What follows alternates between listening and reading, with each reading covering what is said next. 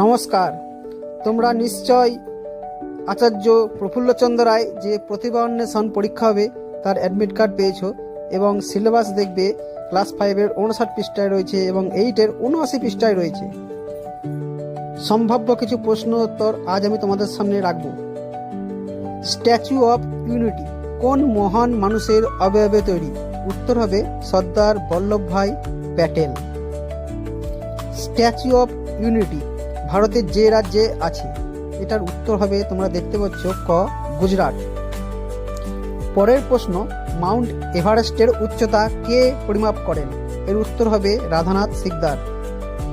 4 নম্বর প্রশ্ন, রামায়ণ মহাকাব্য প্রথম কে বাংলায় অনুবাদ করেন?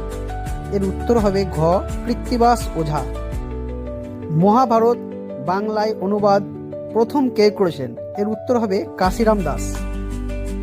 রামায়ণ ও মহাভারত সংস্কৃতে কে লিখেছিলেন? এটার উত্তর তোমরা অবশ্যই কমেন্টে জানাও। 6 নম্বর প্রশ্ন, ভারতের প্রথম কৃত্রিম উপগ্রহের নাম কি? উত্তর তোমরা দেখতে পাচ্ছ, আর্যভট্ট। ভারতের প্রথম কৃত্রিম উপগ্রহ প্রেরণ করা হয় 1975 সালে। ব্লু রেভলিউশন বা নীল বিপ্লব কিসের সাথে জড়িত? এর উত্তর হবে মাছ। হোয়াইট রেভলিউশন বা সাদা বিপ্লব কিসের সঙ্গে জড়িত? এর উত্তর হবে দুধ। 10 নং প্রশ্ন, ইয়েলো রেভলিউশন বা হলুদ বিপ্লব কিসের সাথে জড়িত? এর উত্তর হবে খ তৈলবীজ। সবুজ বিপ্লব কিসের সাথে জড়িত? এটা খুব পরীক্ষায় আছে, উত্তর হবে ক গম। সৌরজগতের সবুজ গ্রহ কোনটি? এর উত্তর হবে গ ইউরেনাস।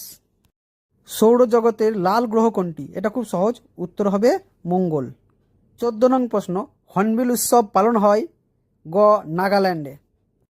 15 তথা শেষ প্রশ্ন, বিহু উৎসব কোথায় হয়? উত্তর হবে গ অসমে। ভালো লাগলে অবশ্যই চ্যানেল সাবস্ক্রাইব করো।